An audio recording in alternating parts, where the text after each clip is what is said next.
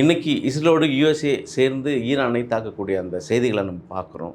என்ன இருக்குது இந்த உலக நாடோட அரசியல்? ஏன் இந்த போர் என்ற இடத்துக்கு வந்திருக்காங்க? இதுக்கு பின்னாடி இருக்கக்கூடியது வேறு ஒன்றுமே கிடையாது. ஆயில் தான். நம்ம இந்தியாவுக்கு வந்த கப்பலை உடச்சிட்டாங்கல்ல. உடச்சி கிட்டத்தட்ட 87 பேர் செத்து போயிட்டாங்க. 34 பேரை வந்து இலங்கை இராணுவம் வந்து காப்பாற்றியிருக்கு. அப்போ இந்த இடத்துல நாம் பண்ணதான் தப்பு. ஏன்னா இப்போ இது என்ன பிரச்சனைனா, இது நமக்கு என்றைக்குமே பிரச்சனை தான். பிரிட்டிஷும் அமெரிக்காவும் நம்ம இப்படி மூக்க தொடுற தூரத்தில் உட்காந்துருக்கான். அவங்க ட்ரோன் ஒன்று வச்சுருக்காங்க. அது பேரே சூசைட் ட்ரோன்னு தான் பேர். அது பாம்போட போய் நேராக அங்கேயே போய் உளுந்து அதுவே வெடிச்சிடும். இவங்க வச்சுருக்கிறது பூரா மிசைல் தான் வச்சுருக்காங்க. இந்த மிசைல் பூரா குறைஞ்சது $2 மில்லியன் $5 மில்லியன் செலவு பண்ணி உருவாக்கப்பட்ட மிசைல். யூஎஸோட நீர்மூழ்கி கப்பல் இங்கே இந்திய பெருங்கடல் உள்ளே இருக்குன்னா, அப்போ நம்ம நாட்டோட அச்சுறுத்தலுக்கு என்ன ஒரு கேள்விக்குறி தானே நிற்கிறோம். அவங்க கண்காணிச்சுட்டு தான் இருக்காங்க. அது நிறைய பேருக்கு தெரியறது இல்லை. 1975 அமெரிக்கா நம்மக்கிட்ட அடி வாங்கினது தான் சண்டையில் இல்லை, அவமானப்பட்டது. அவர் மோடியோட கோழைத்தனம். மாற்றுக்குரல் நேயர்களுக்கு வணக்கம். இன்று நம்மோடு அரசியல் பேச இணைந்திருக்கும் விருந்தினர் வரலாற்று ஆய்வாளர் திரு டிஎஸ் கிருஷ்ணவேல். வணக்கம் சார். வணக்கம். நம்ம உலக போர் அப்படின்னு பார்த்தா மறக்க முடியாத நினைவு வந்து அந்த ஹிரோஷிமா. இன்னும் அந்த ஹிரோஷிமா நினச்சா அந்த படங்களெல்லாம் பார்க்கும்போது நெஞ்சம் பதறுது. இன்றைக்கி இஸ்ரேலோடு யுஎஸ்ஏ சேர்ந்து ஈரானை தாக்கக்கூடிய அந்த செய்திகளை நம்ம பார்க்குறோம். என்ன இருக்குது இந்த உலக நாடோட அரசியல்? ஏன் இந்த போர் என்ற இடத்துக்கு வந்திருக்காங்க? இதுக்கு பின்னாடி ஒளிந்து இருக்கும் மர்மம் என்ன? இதுக்கு பின்னாடி இருக்கக்கூடியது வேறு ஒன்றுமே கிடையாது. ஆயில் தான். ஆயில் டாலர் அப்படின்னு ஒரு தியரியே இருக்குது. என்னென்னா, இந்த டாலர் இல்லைன்னா அமெரிக்கா காலி ஆகிடும். உதாரணத்துக்கு இலங்கை எங்கே இருக்குது, இந்தியா எங்கே இருக்குது? பக்கத்தில் இருக்குது. கடலில் சொன்னோம்னா 8 மைலோ என்னவோ தான் சொல்லுவாங்க. 8 நாட்டிக்கல் மைல்ஸ் தான் சொல்லுவாங்க. ஆனால் இங்கே இலங்கையில் நீங்கள் $1 கோடி நீங்கள் தேயிலை வாங்குறீங்கன்னு வச்சுக்கிங்க. இங்கே எந்த ஒருத்தர் வாங்குறாருன்னு வைங்க. இவர் $1 கோடி இலங்கைக்கு கொடுக்கும்போது அதில் 0.5% கமிஷன் அமெரிக்காவுக்கு போயிடும். இங்கே பண்டமாற்றம் நடந்தாவே அமெரிக்காவுக்கு போகுதுன்றீங்களா? ஆமாம், நாம் இங்கே $1 கோடி கொடுப்போம். கொடுத்தோடனே அதில் 0.5% அமெரிக்காவுக்கு போயிடும். என்ன இதில் இலங்கையில் அவர் அந்த காசை வாங்குவார்ல, அவர் ஒரு 0.5% கொடுத்துட்டு தான் அவர் இலங்கையில் பணத்தை வாங்குவார். இதுதான் நடுவில் டாலர் விளையாடுற விளையாட்டு. 2ஆம் உலகப் போர் முடியும் போது பார்த்திங்கன்னா, ஐரோப்பிய நாடுகள் பூரா ரொம்ப அடி வாங்கிடுச்சு பொருளாதார ரீதியாக. இங்கிலாண்டை தவிர மீதி எல்லா நாடுமே வந்து சரி அடி. அப்போ அவர்களுக்கு தொழில்நுட்பம் மற்ற இறக்குமதிகள்லாம் பண்ணுறதுக்கு கையில் பணம் இல்லை. அதுக்கு முன்னாடிலாம் பார்த்திங்கன்னா தங்கம் தான் வந்து ஒரு ஸ்டாண்டர்டாக இருந்தது. இங்கிலாந்து தான் வந்து ரொம்ப காலமாக தங்கத்தோட விலையை கட்டுப்பாட்டில் வச்சுருந்தாங்க. அதுக்கப்புறம் அவங்க வந்து இந்த முதல் உலகப் போர்கிட்ட வரும்போது தான் என்ன பண்ணிட்டாங்க, தங்கத்தை நாம் கட்டுப்படுத்த வேண்டியதில்லை, மார்க்கெட் என்ன டிசைட் பண்ணுதோ பண்ணிக்கிட்டோம் அப்படின்ற மாதிரி வெளி சந்தையில் விட்டுட்டாங்க. அதுக்கு முன்னாடிலாம் பிரிட்டன் என்ன சொல்லுதோ அதுதான் கோல்டோட ரேட்டு. அதனால் ரேட்டு ரொம்ப நாள் மாறாமையே இருந்தது. ரொம்ப நாள்னால் பல 100 வருஷங்களாக ரேட்டு மாறாமையே இருந்தது. அப்போ இந்த உலக யுத்தம் 2வது உலக யுத்தம் முடியும் போது இந்த நாடுகளுக்கு கேட்டால் பணம் இல்லை, தங்கம் வந்து ஸ்டாண்டர்டாக மாறிச்சு இருக்குது. அப்போ என்ன பண்ணுறதுன்னு யோசிக்கும்போது அமெரிக்கா என்ன சொல்லுது, நான் உங்களுக்கு கடன் தரேன், டாலரில் கடன் தரேன், நீ அந்த டாலரை கொடுத்து என்கிட்ட பொருள் வாங்கிக்கோ. அப்போ எல்லா ஐரோப்பிய நாடுகளும் அந்த டாலரை கொடுத்து தான் பொருள் வாங்குறாங்கன்றப்போ ஒரு கட்டத்தில் வந்து அவங்களுக்குள்ளேயே ஏதாவது பொருட்களை வாங்குறது விற்கிறதுனா கூட டாலரை பயன்படுத்த ஆரம்பிச்சிட்டாங்க. இப்படியே போய் கடைசியில் டாலர் தான் உலகத்துக்கு ஸ்டாண்டர்டு. அப்போ யார் பொருள் வாங்கினாலும் பொருள் விற்றாலும் டாலர் வேணும் அவங்கள்ட்ட. இப்போ இந்த டாலருக்கு ப்ரோக்கிங் கம்பெனிஸ் மாதிரி வந்துடும், ஃபாரின் எக்ஸ்சேஞ்ச் கம்பெனிஸ். அப்போ என்ன ஆகுனா, நீங்கள் இந்தியாவிலேருந்து இலங்கையில் ஒரு பொருள் வாங்கணுன்னா நீங்கள் அந்த $1 கோடி அவன்கிட்ட கொடுத்து டாலராக மாற்றணும். மாற்றும்போது அந்த கம்பெனிக்கு 0.5% வந்துடும். அந்த கம்பெனி யாராக இருப்பான்னா அமெரிக்காக்காரனாக தான் இருப்பான். சரியா? அப்போ அது வந்து டாலராக இலங்கைக்கு போகும். இலங்கைக்கு போகும்போது அங்கே அவர் இந்திய ரூபாய்க்கு மாற்றணும் போது அவருக்கும் பணம் கட்டணும். இப்படியே எல்லாரையும் ரொம்ப நாளாக ஏமாற்றிக்கிட்டு இருந்தாங்க. அதில் முதல்ல முடிச்சுக்கிட்டது ஐரோப்பா தான். ஐரோப்பாவில் பார்த்திங்கன்னா ஸ்பெயின்லேருந்து நீங்கள் சைக்கிளில் ஓட்டிகிட்டே போர்ச்சுகல் போயிடலாம், பக்கத்து நாடு. அப்படி இருந்தாலும் போர்ச்சுகல்லேருந்து ஒரு பொருள் வாங்கணுன்னா டாலர் காசு கொடுக்கணும், ஸ்பெயின்லேருந்து ஒரு பொருள் வாங்கினா டாலர் காசு கொடுக்கணும். அப்போ தான் அவனுக்கு யோசிச்சுட்டு யூரோப் யூனியன் அப்படின்னு ஒன்று ஃபார்ம் பண்ணுறாங்க. அந்த யூரோப் யூனியனில் தான் டிசைட் பண்ணி இனிமேல் நாம் டாலர் வாங்கக்கூடாது அப்படின்னு புது கரன்சி ஒன்று கொண்டாடுறாங்க, ஈரோன்னு. அந்த ஈரோ வந்ததுக்கப்புறம் தான் யூரோப் யூனியன் ஃபுல்லாகவே நாங்கள் யூரோவிலே பண்ணிக்கிறோம் அப்படின்னாங்க. அதே போலவே மற்ற நாடுகளே நீங்கள் வேணால் யூரோவில் கூட எங்களுக்கு பணம் கொடுங்க அப்படின்னா அவங்க கொண்டு வந்தாங்க. அப்போ தான் நம்ம மற்ற நாடுகள்லாம், மூன்றாம் உலக நாடுகள்லாம் சேர்ந்து ஒரு ஐடியாவுக்கு வராங்க. என்னென்னா Brazil, Russia, India, China, south Africa, இந்த 4 நாடுகளும் சேர்ந்து தான் ஒரு அமைப்பை உருவாக்குறாங்க, பிரிக்ஸ் அப்படின்னு. அப்போ அவங்க புதுசாக ஒரு கரன்சி நம்மளும் இதே மாதிரி கொண்டு வருவோம், எதுக்கு டாலரை டிபெண்ட் பண்ணிகிட்டு இருக்கணும். அப்போ யார் என்ன பொருள் விற்றாலும் வாங்கினாலும் அமெரிக்காவுக்கு பணம் வந்துக்கிட்டே இருக்குது. இப்போ அடுத்தால ஆயில், பெட்ரோலியம் இல்லாமல் எதுவுமே நடக்காது. அப்போ இந்த பெட்ரோலியம் உற்பத்தி ஆகக்கூடிய நாடுகளை பூராத்தையும் இவங்க கைப்பிடிச்சிட்டாங்க. யார்? அமெரிக்கா கைப்பிடிச்சிட்டாங்க. அந்த 2ஆம் உலக யுத்தம் முடியும் போதே அது எல்லா கண்ட்ரிஸும் அவங்க கூட போயிட்டாங்க. UAE, Saudi Arabia, Kuwait, Bahrain அப்படின்னு எல்லா கட்டார், எல்லா நாடுகளும் அங்கே போயிட்டாங்க. போகாமல் இருந்தது 2 பேர் தான், ஈராக்கும் ஈரானும். அதில் முதல் கட்டமாக சும்மா இல்லாமல் சதாம் ஹுசேன் வந்து கெமிக்கல் வெப்பன் வச்சுருக்காரு அப்படி இப்படின்னு சொல்லி பொய்யா உள்ளே நுழைஞ்சு அடித்து துவம்சம் பண்ணி அந்த நாடை குட்டிச்சவராக ஆகிட்டாங்க. இன்றைக்கி அது ஒன்றுக்கும் இல்லாத மாதிரி ஆகிடுச்சு. இப்போ அடுத்தால ஈரானை பிடிச்சிட்டு இருக்கிறாங்க. ஈரான்ட்டு அவனுக்கு சொல்கிற ஒரே ஒரு விஷயம் என்னென்னா, நீ வந்து மதவாத நாடாக இருக்க, உன் நாட்டோட தலைவரே மத தலைவர் தான் இருக்கார், அந்த இமாம்னு சொல்லக்கூடியவங்க தான் தலைவராக இருப்பாங்க, சுப்ரீம் லீடரு. அவர் பேரே வந்து நீங்கள் பார்த்துருப்பீங்க, அயத்தொல்லா அலி கமேனின்னு. அயத்தொல்லான்றது அவர் பேர் கிடையாது, அவருக்கு கொடுக்கப்பட்ட பட்டம். அவரோட உண்மையான பேர் வந்து அலி கமேனி தான். அயத்தல்லா அப்படின்னு சொன்னால் இறைவனின் அடையாளம்னு அர்த்தம் அந்த பாரசீக மொழியில். அப்போ அந்த அந்த அவர் ரொம்ப நாளாக எவ்வளோ நாள் இமாமாக இருக்கிறாங்கன்றதை பொறுத்து அந்த பட்டத்தை கொடுப்பாங்க. அப்படி அவருக்கு கொடுக்கப்பட்ட பட்டம் தான் இந்த அயத்தல்லா அப்படிங்கிறது. அதாவது இங்கே அமெரிக்காவில் போப் எப்படியோ அந்த ஜான் போப் 1, 2, 3ன்னு சொல்கிறாங்க, அது போல் இங்கே கிட்டத்தட்ட அந்த மாதிரி நீங்கள் வச்சுக்கலாம். அப்படி இருக்கலாம், கிட்டத்தட்ட அந்த மாதிரி நீங்கள் வச்சுக்கலாம். ஏன்னா அதுவும் உண்மைதான். ஏன்னா அவர் அந்த சுப்ரீம் லீடர் நினச்சாருன்னா மத சட்டங்களில் எந்த மாற்றத்தை வேணாலும் கொண்டு வரலாம். இப்போ நாளைக்கே வந்து இப்போ அவரோட பையன் தான் வரப்போகிறார், முஸ்தாப் கொமேனி. அந்த முஸ்தாப் கமேனி வந்ததுக்கப்புறம் அவர் திடீர்னு கொஞ்சம் லிபரலாக இருப்போம், பெண்கள்லாம் புர்கா போட வேணாம் அப்படிலாம் கட்டாயமெல்லாம் சொல்லலை அப்படின்னு அவர் ரூலை மாற்றிட்டாருன்னா மாற்றிடலாம். புரியுதுங்களா? அவர் வந்து கொஞ்சம் முற்போக்காக சிந்திக்கக்கூடியவர். அவர் கொஞ்சம் படிப்பு விஷயங்கள்லாம் நல்லா படிங்க அப்படின்ற மாதிரிலாம் அங்கே உள்ள மக்களுக்கு சொல்லிகிட்டு இருக்கிறார். ஸோ எது வேணால் அந்த அளவுக்கு அதுக்கு தான் பேரே சுப்ரீம் லீடர் அவங்க. இப்போது போன டிசம்பர் மாதம் பார்த்திங்கன்னா ஈரானில் ஒரு பெரிய பிரச்சனை, விலைவாசி கண்ணா அப்படின்னான்னு ஏறி போச்சு.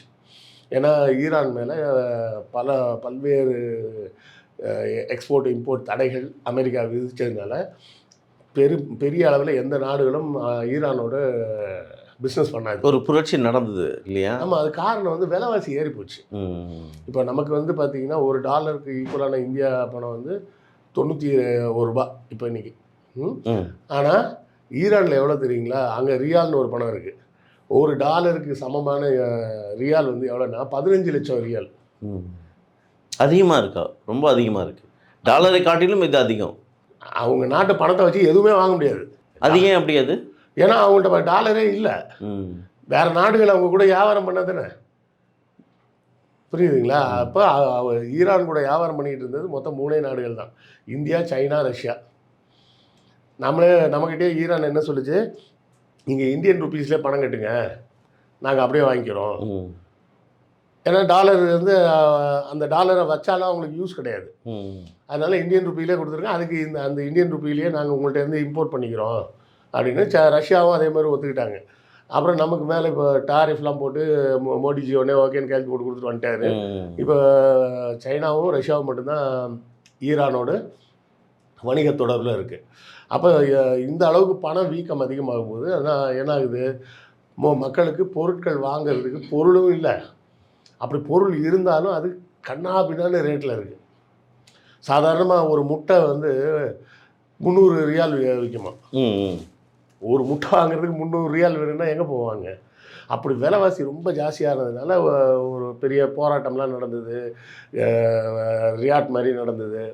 கடைசியாக அந்த போராட்டங்கள்லாம் அடக்கிடுறாங்க. இப்போ அமெரிக்கா என்ன ஒரு கணக்கு போட்டுச்சுன்னா, இந்த நேரத்தில் தாக்குதல் நடத்தி அவங்க நாட்டு தலைவரை கொண்டுட்டோம்னா ம் உள்நாட்டு போராயிடும், உள்நாட்டு குழப்பமாயிடும். ம் ஒருத்தருக்கு நீ அடுத்த தலைவர் யார், அது இதுன்னு மக்கள் வேலை வாய்ப்பு இல்லை, விலைவாசி ஏறி போச்சுன்னு இப்போ எப்படி இலங்கையில் பங்களாதேஷ்லலாம் நடந்தது இல்லை, ம் அந்த மாதிரி நடக்கும் அப்படின்னு எதிர்பார்த்து தான் அவங்க தாக்குதல் நடத்துனது.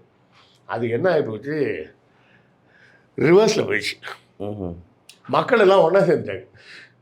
ஈரான் மக்கள் எல்லாம் ஒன்றா சேர்ந்துட்டாங்க. ஆமாம், அவங்க இதுதான் இப்போ ஈரானுக்கும் இஸ்ரேலுக்கும் தான் பிரச்சனைன்னு நம்ம இவ்வளோ நாள் வரை நம்ம கேள்விப்பட்டோம். இதில் உள்ள வந்து இந்த தடியத்தை வாத்தியார்னு சொல்லுவாங்கள்ல, அது மாதிரி ஏன் அமெரிக்கா உள்ளே போகணும், இஸ்ரேலுக்கு ஏன் சப்போர்ட் பண்ணணும், இங்கே ஒரு கேள்வி இருக்குல்ல. ஒன்றும் கிடையாதுங்க. இப்போது அமெரிக்காவை பொறுத்தவரை சவுதி அரேபியா ரொம்ப நல்ல நாடு, ம் மற்ற நாடுகள்லாம் நல்ல நாடு. ஈரான் மட்டும் கேட்டால் நீ மத தலைவர் வச்சுருக்க, நீ ஜனநாயகமாக இல்லை அப்படின்னு சொல்லிகிட்டு இருக்குது.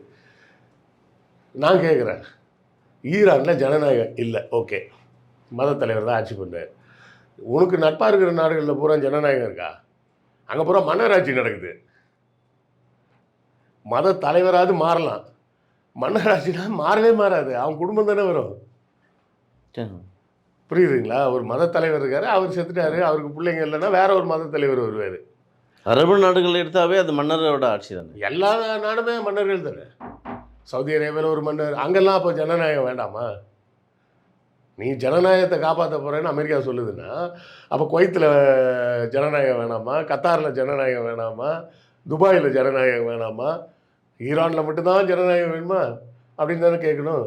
ஸோ அவங்களுக்கு மெயின் நோக்கம் என்னென்னா, ஈரான் வந்து அந்த பெட்ரோலியம் எடுக்கிறதுக்கு அமெரிக்க நிறுவனங்களுக்கு அனுமதி கொடுக்கல. அனுமதி கொடுத்துட்டாங்கன்னா ஒரு பிரச்சனையும் இல்லை. அதுக்கு தான் நேராக வந்தால் பெரிய பிரச்சனையாகும்.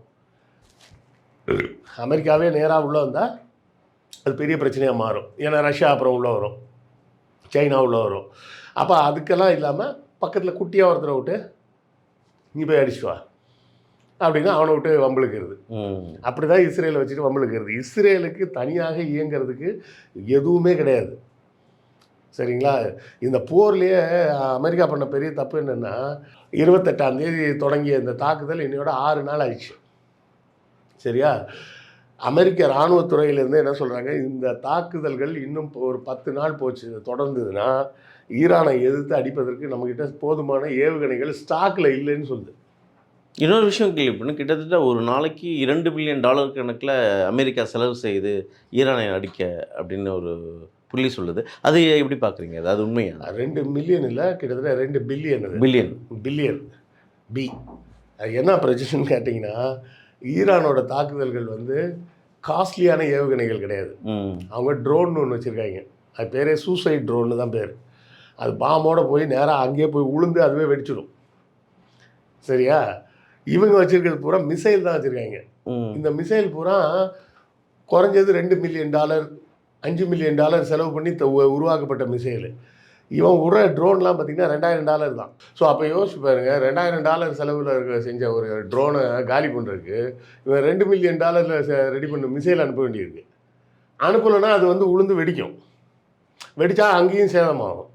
அப்போ இது வந்து ஒரு டாக்டிக்ஸாக மாதிரி ஈரானுங்க என்ன பண்ணுறதுன்னு இவங்க புரியாமல் இருக்காங்க. ப்ளஸ் வந்து ஈரானுக்கு என்ன கோவம்னா, இத்தனை நாள் வந்து நீ அமெரிக்காக்காரனுக்கு ஆயில் கொடுத்த சரி, அங்கே இராணுவ தளமாக வைக்கிறதுக்கு இடம் கொடுத்த அரபு நாடுகளில். ஆமாம், எல்லா நாட்டிலையும் இராணுவ தளங்கள் இருக்குது. அதுலேயும் கத்தாரில் இருக்க இராணுவ தளம் ரொம்ப பெருசு. கத்தார் நாடே சின்னது, அங்கே இராணுவ தளம் ரொம்ப பெருசு. அமெரிக்காவோட இராணுவ தளம், அமெரிக்காவோட இராணுவ தளங்கள் யூஏஇயில் இருக்குது, சவுதியில் இருக்குது, குவைத்தில் இருக்குது, பஹ்ரைனில் இருக்குது, கத்தாரில் இருக்குது. அந்த நாடுகள் ஒரு 7-8 நாடுகளில் சுற்றி எல்லா இடத்துலையும் இருக்குது. இல்லை, இவங்களாம் தான் அந்த பாதுகாப்பு தந்தை, எங்களுக்கு அமெரிக்கா தான் பாதுகாப்பு தந்தை அப்படின்ற ஒரு வார்த்தையை முன்வைக்கிறாங்களே. அதுக்கு காரணம் என்னென்னங்க, நல்லா காசு வாங்கி தின்னுட்டு நல்லா தூங்குறாங்க. சரிங்களா?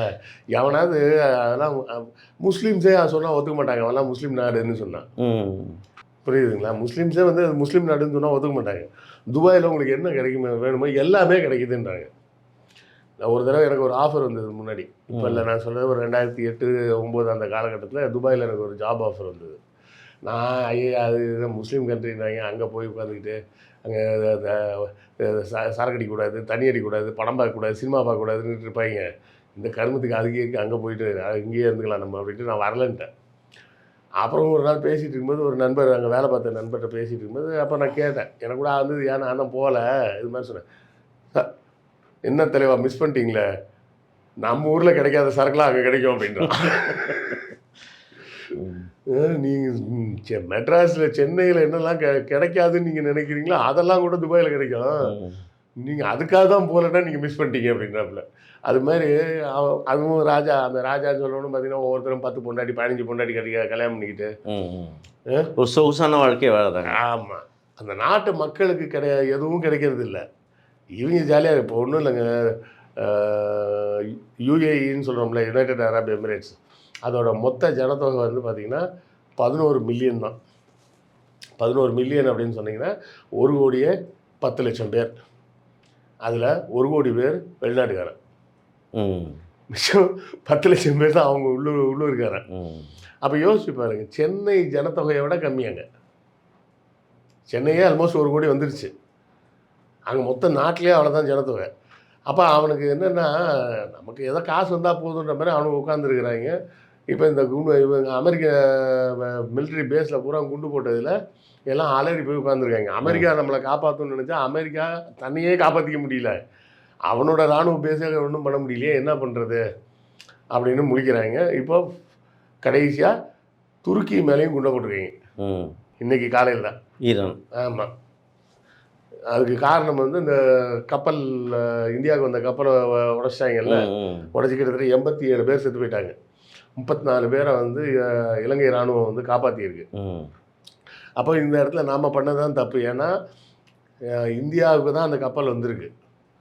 கப்பல் இந்தியாவுக்கு வந்திருக்குன்னா அது நம்ம நாட்டு விருந்தினர் மாதிரி அவங்க. சரியா? அவங்க வந்த நோக்கம் இப்போ நடந்துக்கிட்டு இருக்க போருக்கும் அதுக்கும் சம்மந்தம் இல்லாத நோக்கம். இப்போ நடந்துக்கிட்டு இருக்க போர் சம்மந்தமாக அந்த கப்பல் வந்துருந்தது அப்படின்னு சொன்னால் கூட அந்த கப்பலை தாக்குனதில் ஒரு நியாயம் இருக்குதுன்னு சொல்லலாம். அது ரெகுலராக ஒரு நடக்கக்கூடிய விஷயம். 2 நாடுகளும் என்ன பண்ணுவாங்க, இணைஞ்சி ட்ரைனிங் எடுக்கிறது. நீங்கள் உங்கள் மெத்தட் நல்லா இருக்கா, என் மெத்தட் நல்லா இருக்கான்னு பார்ப்போம் அப்படின்ற மாதிரி இங்கேருந்து நம்ம படைகள் வேறு நாட்டில் போய் ட்ரைனிங் எடுக்கும். இல்லை அந்த நாட்டு படைகள் இங்கே கூட்டு வந்து இங்கே ட்ரைனிங் கொடுப்பாங்க. இதெல்லாம் எப்பவும் நடக்கக்கூடிய விஷயம். அப்படி ட்ரைனிங்க்கு வந்துட்டு போன கப்பலை இவனுங்க சப்மரின் வச்சு அடித்து காலி பண்ணியிருக்காங்க. அதான் இது இந்திய எல்லையில் தான் அது தாக்குதல் நடந்திருக்கு. இது அமைதி காக்குறாங்க. இங்கே பொறுப்பேற்க யாரும் இல்லைங்க. மினிஸ்டர் ஆஃப் அஃபேர்ஸும் இதை ஒரு வார்த்தை சொல்ல, என்ன நடந்ததுன்னு கூட அது பேசவே இல்லை. அது வந்து ஆக்சுவலாக இந்திய எல்லை கிடையாது. அது நிறைய பேர் தெரியாமல் பேசிகிட்டு இருக்காங்க. அது இந்தியன் ஓஷன் அப்படின்னாலே இந்தியாவோடதுன்னு நினச்சிக்கிட்டாங்க. அதனால தான் இவனுக்கு சங்கி பேர் என்ன சொல்லுவாங்க, இந்து மகா சமுத்திரம்னு சொல்லுமா. இந்திய பெருங்கடல்னு சொல்லாத, இந்து மகா சமுத்திரம்னு சொல்லு, அதில் இந்து வந்து சந்துக்குள்ளே வரும் அப்படின்ற மாதிரி பேசிகிட்டு இருப்பாங்க லூஸ் மாதிரி. அது வந்து இந்திய எல்லையே கிடையாது. அதுக்கு பேர் வந்து பிஐஓடிம்பாங்க, பிரிட்டிஷ் இந்தியன் ஓஷன் டெரிட்டரின்னு பேர். இந்தியாவுக்கு சுதந்திரம் கொடுத்ததுக்கப்புறம் பிரிட்டன் இராணுவம் எல்லாமே நம்ம ஆளுங்க இருந்த இதெல்லாம் கொடுத்துட்டு போயிட்டாங்க. ஆனால் இந்திய பெருங்கடல்ன்றது ஒரு பெரிய கடல் பரப்பு. அங்கே பிரிட்டிஷுக்குன்னு தனியாக இடம் இல்லை. இருந்தால் தான் அவங்க எல்லைன்னு சொல்லி அங்கே கொண்டு போய் வைக்க முடியும். இன்டர்நேஷ்னல் வாட்டர்ஸில் கொண்டு போய் நீங்கள் ஆயுதங்களை வைச்சா யார் வேணால் தாக்கலாம். ஸோ அது சேஃப் கிடையாதுன்னப்போ 1965 தான் என்ன பண்ணுறாங்க, மொரீஷியஸ் அரசாங்கத்தில் பேசி, சாக்கோஸ்ன்னு பேர் அந்த தீவோட பேர். அது வந்து ஒரு தீவு கிடையாது, ஒரு குட்டி குட்டியாக ஒரு 50 தீவு கிட்டே இருக்குது. அதை விலைக்கு வாங்கிட்டாங்க 1965. அந்த தீவுகளை ஃபுல்லாக அது வந்து சாக்கோஸ் ஆர்ச்சிபிலாகோ அப்படிம்பாங்க. அந்த ஏரியாவை மொத்தமாக விலைக்கு வாங்கிட்டாங்க. விலைக்கு வாங்கிட்டு அது வந்து கரெக்டாக சொன்னீங்கன்னா ஆஃப்ரிக்காவுக்கும் இந்தோனேஷியாவுக்கும் நடுவில் வரும். அது மொரீஷியஸ்க்கு சொந்தமானது. ஸோ அந்த இடத்த விலைக்கு வாங்கினோடனே அது பிரிட்டிஷோட டெரிட்டரியாக மாறிடுது. அங்கே இருந்த மக்களை போகிறாங்க மொத்தமாக காலி பண்ணி மொரீஷியஸ்க்கு அனுப்பிச்சிட்டாங்க. அங்கே பொதுமக்கள்னு யாருமே கிடையாது அந்த தீவில். அதில் இருக்கிறது பூரா பிரிட்டிஷ் ஆர்மி மட்டும்தான். அதை வந்து பின்னாடி வந்து கொஞ்சம் காலம் கழித்து அமெரிக்காவும் கேட்டாங்கன்னொடனே மொரீஷியஸ் சொல்லையோ, உங்களுக்கு மாற்றி நான் தீவெல்லாம் வித்துட்டு என் மக்களை பூரா நான் எங்கே கொண்டு போய் விடுறது, அதெல்லாம் தர முடியாது போ அப்படின்ட்டாங்க. அப்போ பிரிட்டிஷ்ட பேசி அதே பிஐஓடி அந்த சாக்கோஸ் ஆர்ச்சிபிலாகோவில் ஒரு ஏரியாவை அவங்க வாடகைக்கு எடுத்துக்கிட்டாங்க. வாடகைக்கு எடுத்து தான் அங்கே கொண்டாந்து அவங்களோட அமெரிக்கன் பேஸ் இருக்குது. அது இந்தியாவுக்கு ரொம்ப பக்கத்துலேயே பிரிட்டிஷ், இல்லை அமெரிக்கா. இப்போ என்ன பேச்சு அடிப்படுதுன்னா, இது இந்தியனோட நேவி என்ன பண்ணிட்டு இருக்கு, இங்கே யூஎஸோட நீர்மூழ்கி கப்பல் இங்கே இந்திய பெருங்கடல் உள்ளே இருக்குன்னா, அப்போ நம்ம நாட்டோட அச்சுறுத்தலுக்கு என்ன ஒரு கேள்விக்குறி தானே. ஒரு பாதுகாப்பின்மை தானே, இல்லை ஒருவேளை இந்தியாவை அவங்க கண்காணிக்கிறாங்களோ அந்த இடத்துக்கு தானே இங்கே நிற்கிறோம் அவங்க அப்படின்னு. கண்காணிச்சிட்டு தான் இருக்காங்க. ம் அது நிறைய பேருக்கு தெரியறதில்ல. அவன் இந்த அமெரிக்காக்காரன் இந்த பேஸ் வேணும்னு கேட்டதுக்கு காரணமே என்னென்னா, 1975ல் அமெரிக்கா நம்மக்கிட்ட அடி வாங்கினது. அடி வாங்கினதுன்னா சண்டையில் இல்லை, அவமானப்பட்டதுன்னு சொல்லலாம். ம் என்னென்னா, அப்போதைக்கு அவனுக்கு இருந்த ஒரே கடல் தளம் வந்து ஆஸ்திரேலியா பக்கத்தில் தான் இருந்தது. ம் ஆஸ்திரேலியா கிட்ட இருக்கிற ஷிப்பு அங்கேருந்து இந்தியா வரணும், பங்களாதேஷ் கிட்ட வரணும் அப்படின்னு சொன்னால் 15 நாள் ஆகும் கடலில். அந்த டைமை கனெக்ட் பண்ணி தான் இந்திரா காந்தி என்ன பண்ணாங்க, கரெக்டாக இராணுவத்தை சொல்லி 15 நாளைக்குள்ளே இந்த ஆப்ரேஷனை முடிக்க முடியும்னா போங்கன்னாங்க. ஸோ இவங்க கிளம்பவும், அவன் அங்கேருந்து கப்பலை கிளப்பவும் சரியாக இருக்குது. 14.5 நாளில் ஒரு 12 மணி நேரத்துக்கு முன்னாடியே அங்கே இருந்த பாகிஸ்தான் ஆர்மியை சரணடைய வச்சுட்டாங்க. வச்சு பங்களாதேஷ் நம்ம கைக்கு வந்துடுச்சு. அப்போ தான் அமெரிக்கா யோசிச்சது, நம்ம அங்கேருந்து கப்பலை கொண்டாடுறத நம்ம தோற்று போயிட்டோம் இந்தியா கிட்ட, அதனால் இங்கே பக்கத்துலேயே வச்சுக்கலான்னு சொல்லி தான் இந்த இடத்த அவன் வாடகை எடுத்தது. ஓகே ஓகே, பிரிட்டிஷ்கிட்டேருந்து இவன் வாடகை எடுத்துருக்கான். ஸோ இப்போ இது என்ன பிரச்சனைனா, இது நமக்கு என்றைக்குமே பிரச்சனை தான். பிரிட்டிஷும் அமெரிக்காவும் நம்மளை இப்படி மூக்கத்தோட தூரத்தில் உட்காந்துருக்கான். அது நமக்கு நம்ம ஜி தான் இருக்காரு, நம்மள்ட்ட தான் வீரமாக எல்லாம் பேசுவார். அங்கே அமெரிக்காவில் போய் காலில் விழுந்துருவார். இந்திரா காந்திலாம் அப்படி கிடையாது. இந்திரா காந்தி அமெரிக்காவே சவால் விட்டு தான் இந்த 1975 பங்களாதேஷை பிரித்து கொடுத்த சண்டையை அவங்க அவ்வளோ டாக்டிக்காக பண்ணாங்க. இந்த ஆளுக்கு வேறு இந்த ஆள் எனக்கு எலெக்ஷன்ஸ் யூனியன் கவர்மெண்ட்டில் எலெக்ஷன் வந்தாலே எனக்கு பக்குங்குது. எவனையாவது மிலிட்ரிக்காரனை ஒரு 10 பேர் 20 பேரை கொண்டு வர்றாங்க, ஏதாவது ஒரு ஆப்ரேஷன் கொண்டுட்டு பற்றியா பாகிஸ்தான் தீவிரவாதிகள் உனக்கு தேசபக்தியே இல்லை, தேசபக்தி வேணுன்னா மோடிக்கு ஓட்டு போடுன்னு ஒவ்வொரு எலெக்ஷனுக்கும் இது மாதிரி ஏதாவது ஒன்று பண்ணிகிட்டு இருக்காங்க. அதுக்கு மட்டும்தான் இவங்க லாய்க்கே தவிர மற்றபடி இவனுக்கு எதுக்கும் லாய்க்கு இல்லை. ஈரான் இப்போதைக்கு மற்ற நாடுகள் ஒவ்வொருத்தராக சப்போர்ட் பண்ண ஆரம்பிச்சிருக்காங்க. முதல் கட்டமாக நார்த் கொரியா அதிபர் வந்து ஒரு அறிக்கை விட்டுருக்காரு. அப்புறம் நேற்று வந்து பார்த்திங்கன்னா ஸ்பெயின் நாட்டு அதிபர் வந்து ஆதரவாக அறிக்கை விட்டுருக்காரு. என்ன இருந்தாலும் இது தேவையில்லாத இனப்படுகொலை மாதிரி இருக்குது, ஈரான் மேலே போய் தாக்குதல் நடத்துறது பண்ணக்கூடாது அப்படின்னு அறிவிச்சிருக்கிறாங்க. இதுதான் ஆஸ் ஆஃப் நோ ஓடிட்டு இருக்க சிச்சுவேஷன். கண்டிப்பாக. இப்போ அமெரிக்கா அப்படின்ற ஒரு பெரிய ஒரு நாடு, உலக அளவில் இன்றைக்கி வந்து ஒரு லீடர் அப்படின்னா அமெரிக்கான்னு சொல்லலாம். இன்றைக்கி அதை எதிர்த்து ஒரு சின்ன நாடான ஈரான் இவ்வளவு இறங்கி தைரியமாக அடிக்கிறதுக்கு என்ன காரணம்? இதுக்கு பின்னாடி ஏதாவது ஒரு பின்புலம்? நாட்டோட சைஸுக்கும் போருக்கும் இப்போல்லாம் சம்மந்தமே கிடையாது. நீங்கள் என்ன ஆயுதம் வச்சுருக்கீங்கன்றதை பொறுத்து தான். அமெரிக்காட்ட இருக்க எல்லா ஆயுதமும் ஈரான்லேயும் இருக்குது, ஈரானில் இருக்க எல்லா ஆயுதமும் ரஷ்யாலேயும் இருக்குது, ரஷ்யாவில் இருக்க எல்லா ஆயுதமும் இந்தியாலேயும் இருக்குது. ஸோ நாட்டோட சைஸை வச்சு அவங்க அவ்வளோ பெரிய நாடாக இருந்துட்டு இவ்வளோ குட்டியாக இருக்கானே அப்படின்லாம் பேசிகிட்டு இருக்கிறதுலாம் வந்து 2ஆம் உலகப் போருக்கு முன்னாடி சரியாக இருக்கும். இப்போ உலகத்தில் கண்டுபிடிக்கப்பட்ட எல்லா ஆயுதமும் எல்லா நாட்டையும் இருக்குது. ஒரு படத்தில் சொல்லுவாங்க, நம்ம நானும் மதுரைக்காரன்டா, நான் வெட்டினாலும் வெட்டுண்டாம்பாங்கல்ல, அது மாதிரி யார் பாம்பு போட்டாலும் அது பாம்பு வெடிக்க தான் செய்யும். அதாவது அமெரிக்கா போட்டால் மட்டும்தான் ஈரானில் வெடிக்கணும் இல்லை, ஈரானில்காரன் போட்டால் அமெரிக்காலேயும் அது வெடிக்க தான் செய்யும். ஸோ டெக்னாலஜி வந்து எல்லாத்தையும் சமமாகி போச்சு. அதனால் நாட்டோட சைஸை வச்சுலாம் சண்டையை தீர்மானிக்க முடியாது. ஒரு நாடுனா ஒரு டிப்ளமேட்டிக் இருக்குண்ணா. இப்போ இந்த போரில் யாருக்கு யார் ஆதரவு, ஈரானா அமெரிக்காவா இஸ்ரேலா, இப்படி ஒரு டிப்ளமேட்டிக் மூவில் இந்தியா எந்த நிலையில் இருக்குது? இவங்க எதுவுமே சொல்லலை, இன்றைக்கி வரை எதுவுமே வாயத்திறக்காம தான் உட்காந்துருக்காங்க. ஏன் அந்த நிலைப்பாடு எடுக்கலை? அவர் மோடியோட கோழைத்தனம், வேறு ஒன்றுமே கிடையாது. நமக்கு வந்து ஹிஸ்டாரிக்கலாகவே பார்த்திங்கன்னா ஈரான் ரஷ்யாலாம் நமது நட்பு நாடுகள். ஹிஸ்டாரிக்கலானா இப்போ மட்டும் இல்லை, சுதந்திரம் அடைவதற்கு கொஞ்சம் முன்னாடி இல்லை சுதந்திரம் அடைஞ்ச காலத்தில் கூட ஈரானும் இந்தியாவும் நட்பு நாடுகள் தான். இன்னும் சொல்லப்போனால் நிறைய கம்பெனிலாம் ஹெட் ஆஃபீஸே ஈரானில் தான் வச்சுருந்தாங்க. சுதந்திரத்துக்கு அப்புறம் தான் அங்கேருந்து இங்கே மாற்றுறாங்க இந்தியாவுக்கு.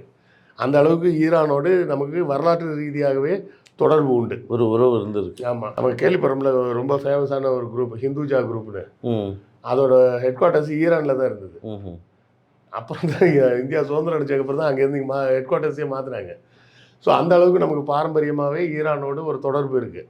ஆனால் இவங்க என்ன பண்ணிகிட்டு இருக்கிறாங்க, இந்த சங்கிங்க நான் முஸ்லீமுக்கு எதிராக பேசுகிறேன் அப்படின்னு மட்டும் பேசிக்கிட்டு அமெரிக்காவுக்கு சப்போர்ட் பண்ணுறேன், இஸ்ரேலுக்கு சப்போர்ட் பண்ணுறேன்னு பேசிகிட்டு இருக்கிறாங்க. இப்போ இந்த போர் எந்த இடத்துல இருக்குது, எப்படி முடியும், அதுக்கான வாய்ப்புகள் இருக்கா? இப்போதைக்கு எதுவும் சொல்ல முடியாது. இப்போ ஒரு 5 நாள் தான் ஆயிருக்குது. இன்னும் போக போக தான் இதோட கோணங்கள் எப்படி திரும்புது, ஈரானோட அணுகுமுறை எப்படி இருக்குது, அதை அமெரிக்கா எப்படி எதிர்கொள்ள போகுது, இதெல்லாம் பொறுத்து தான் நம்ம பார்க்கணும். தொடர்ந்து பேசுவோம். மிக்க நன்றி. நன்றி.